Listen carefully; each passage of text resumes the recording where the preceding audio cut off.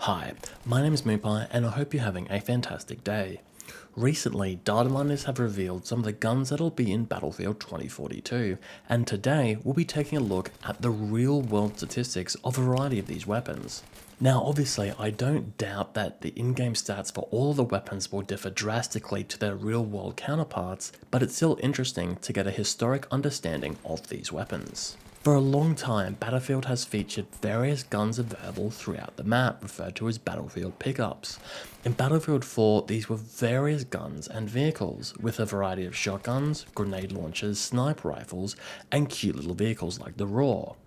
In Battlefield 1, Battlefield pickups evolved from just weapons and vehicles to include an elite soldier, which featured a higher health pool as well as a specific weapon. This effectively elevated the power attributed to these Battlefield pickups.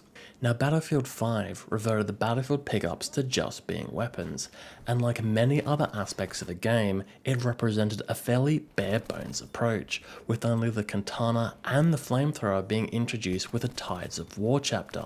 Now Battlefield 2042 appears to be putting more thought into the inclusion of pickups, and from what we know, there will be 3 pickups available on launch: the M13-482 Vulcan, the Barret XM109, and the M32A1 MGL.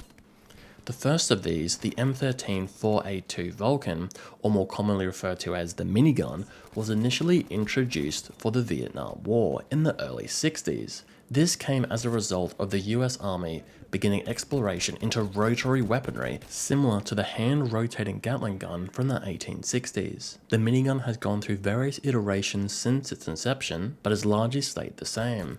It fires 7.62 by 51 rounds with a rate of fire between 2 and 6,000 rounds per minute. They're generally too bulky for normal infantry use, and in the Vietnam War you typically see them attached to the doors or within pods of various helicopters. In the context of 2042, I imagine this weapon will have one of the highest fire rates of all weapons within the game, and that'll couple with a fairly low damage per bullet.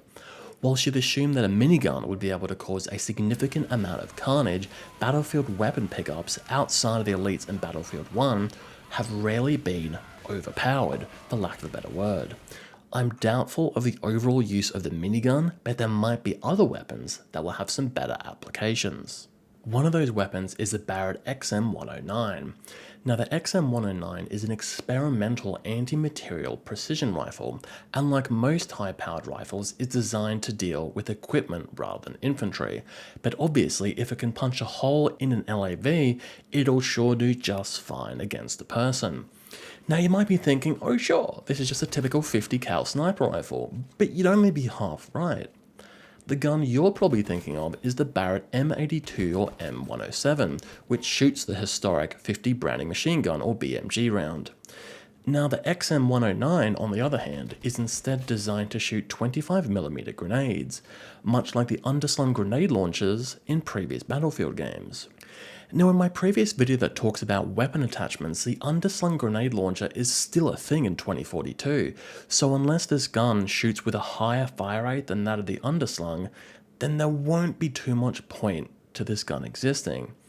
Based on that, and in conjunction with the next weapon pickup we'll be taking a look at, I wouldn't be surprised if this gun did in fact primarily shoot 50 BMG.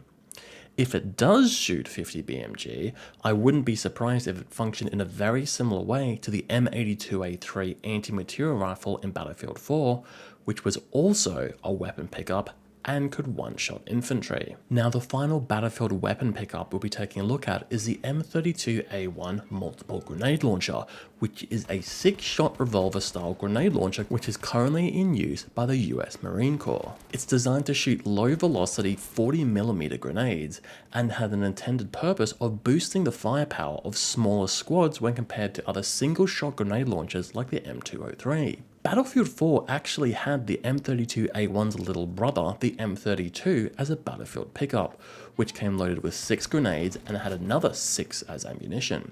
It had a fairly large splash radius, and a player could be killed in one hit if they were close to the initial explosion. I imagine the 2042 variant will function in a very similar way, but watch this space. Now that covers it for the Battlefield weapon pickups that have been data mined. but I wouldn't be surprised if we saw additional Battlefield weapon pickups as future content drops came into the game. Now let's take a look at some of the sidearms. Now there have been 5 sidearms that have been data mined so far, but I wouldn't be surprised if there were a lot more on the base release of the game. The first of these is the SIG M17, which functions as the primary sidearm of the US military. It shoots 9mm and has a magazine capacity of 17 or 21 bullets. It was first issued in 2017, and since then more than 100,000 units have been issued to the US military. Next, you've got the Colt M45A1, which is primarily a Marine Special Forces weapon. It shoots 45 ACP and has a magazine capacity of 7 bullets. It was initially a standard issue sidearm to the US Marine Corps in 1985, but was phased out in 2016 in favour of the Glock 19. Now, depending on the unit, you'll see various variations of Glock 19s, M45A1s, and Beretta M9A1s. Next, you've got the Glock 17, which is used by police and military services around the world. It shoots 9mm and has a standard magazine capacity of 17 bullets, but also supports up to 19, 24, 31, and 33 bullet magazines. It was initially introduced in 1982 and has since gone through several modifications. One of these is the Glock 18, the infamous machine pistol introduced in 1986 and representing one of the only fully automatic pistols Glock has ever produced. Now, the M17, M45A1 and Glock 17 are all fairly standard entry-level sidearms. Whilst there's some difference in magazine sizes, I wouldn't be surprised if they all had fairly similar weapon stats and had minor differences in recoil, accuracy, damage, and bullet velocity. With the size of some of the magazines we've seen in the gameplay trailers in some of the primary weapons, I wouldn't be surprised if these sidearms also erred on the higher level of bullets per magazine, which might not necessarily correlate with their real-world counterparts. Again, we'll have to wait and see.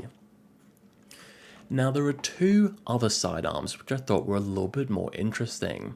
The first of these is the MP17, which isn't actually a gun and is instead a pistol brace for the M17 or M18. The device introduces a stock to the pistol, which for legal purposes isn't actually referred to as a stock, as well as a flash mag carrier, allowing for a faster reload. The stock, in combination with the forward grip, gives the user a much higher level of control over their shooting, and also supports up to a 43 bullet magazine. I wouldn't be surprised in 2042 if the MP17 is a fully automatic sidearm, and in order to balance it, I imagine the accuracy would be a fair bit worse than the base M17. Now, last but certainly not least, you have the Taurus 44.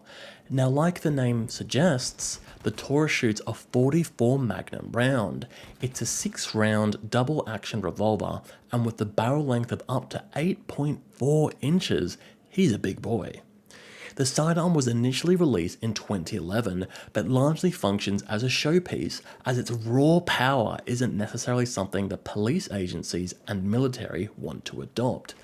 In 2042, this gun will fill the high-risk, high-reward sidearm profile, where with a slower rate of fire, if you hit the head with your first or second shot, they're dead, but otherwise, you're dead. Think along the lines of the Deagle, the 44 Magnum, the SW40, and the Model 27. But that pretty much covers it. We've taken a look at some of the Datamined Battlefield pickups, as well as a number of the sidearms likely to be in the game. Now, it is important to note that these weapons might not actually end up in the final game, and might instead be replaced by completely different weapons. But it is nice to speculate. But this does basically confirm, though, that we will be seeing Battlefield weapon pickups in some form, and it was already assumed the sidearms would have a combination of high rate of fire, low damage options, as well as low rate of fire, high damage options. But what are your thoughts? Are you looking forward to seeing the minigun as part of the Battlefield maps? Thoughts on running around with an 8.4-inch barreled revolver? Let me know in the comments below. Now feel free to come and check me out on Twitch, link is in the description, and whatever the case, have a fantastic day.